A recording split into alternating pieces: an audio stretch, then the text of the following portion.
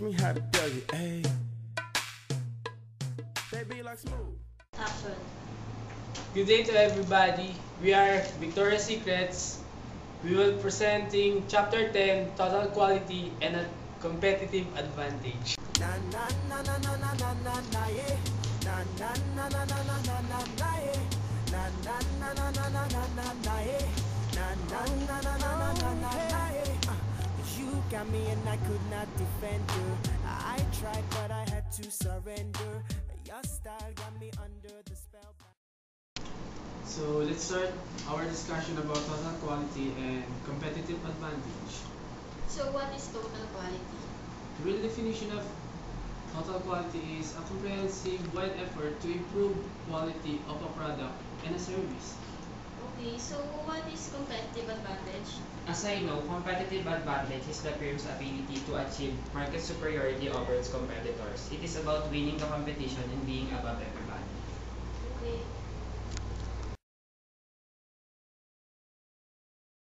And it's all about me, and we don't give a dang about nobody. So you will define competitive advantage. Could someone give me the characteristic of a strong competitive advantage? As I know, there are 6 characteristics of a strong competitive advantage. One is it is driven by customer wants and needs. Another is it has significant contribution to the business success. Thirdly, organization's unique resources. Fourth, durability and difficulty for the competitors to copy. Fifth is basis for further improvement. And lastly is the direction and motivation for the entire organization. And those are the 6 characteristics of a strong competitive advantage.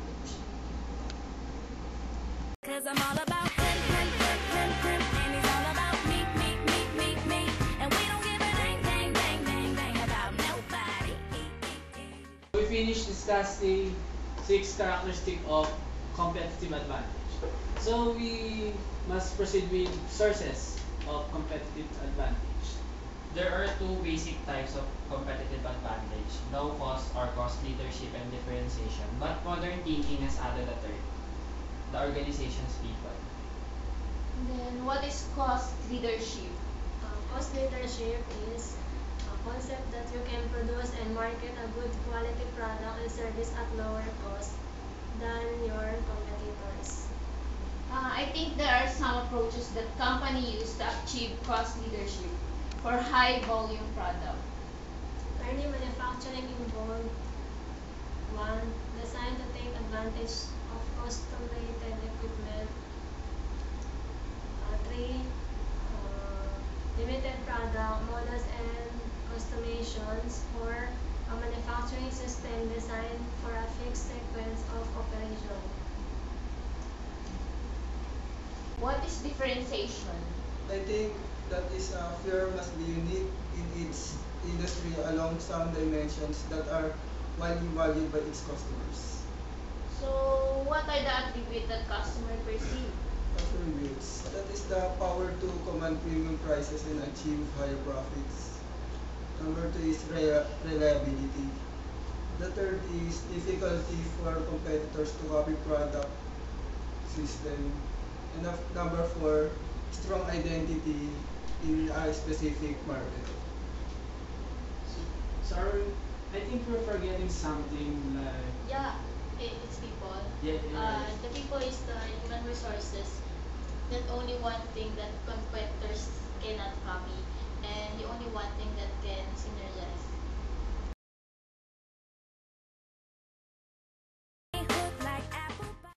Competitive advantage is gained from meeting or exceeding customer expectations. The fundamental definition of quality-related dimensions in order to differentiate itself from its competition. What are the key dimensions of quality differentiation strategies? The key dimensions of the quality differentiation strategies are superior product design, outstanding service, high flexibility and variety, continuous innovation, and rapid response. How about the competing on superior product design? Among the most important strategic decisions a firm makes are the selection and development of new products and services. These decisions determine the growth, profitability, and future direction of the firm.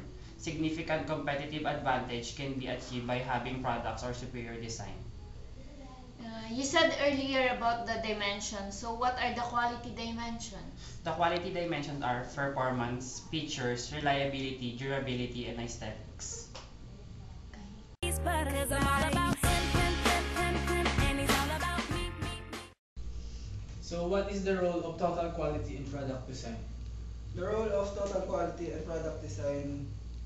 A firm must focus on the key product dimensions that reflect specific customer needs. And if these expectations are identified correctly or are misinterpreted, the final product will not be perceived to be a high quality of customers. So could you define the Malcolm Baldrige Award criteria? I think Malcolm Baldrige is about, it emphasizes the importance of systematic processes to design and improve product and service. For you, could you give the requirements of Malcolm Baldrige Award criteria? The requirements of Malcolm Baldrige are evidence of how customer requirements are translated into product requirements, then how quality requirements are addressed early in the design process. Third, how designs are coordinated and integrated with protection of delivery systems. And lastly, how key process performance characteristics are selected based on customer requirements. For you, what is quality engineering? Quality engineering is concerned with the plans, procedures, and methods for the design and evaluation of quality in a good and service. Could you give me the useful technique of quality engineering include what? Concurrent engineering, value analysis, design reviews, and experimental design. And he's all about me. Can you tell me what are the roles of the quality service? The role of quality service are they establish service goods that support business and product line objectives. They identify and define customer expectations for service quality and responsiveness. They translate customer expectations into clear, deliverable service features. They set up efficient responsiveness and integrated service delivery and organizations. They monitor and control service quality and performance.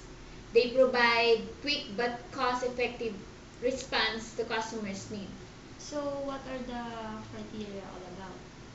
The criteria look on how organizations build relationships to acquire and satisfy customers and to develop repeat business and positive referrals.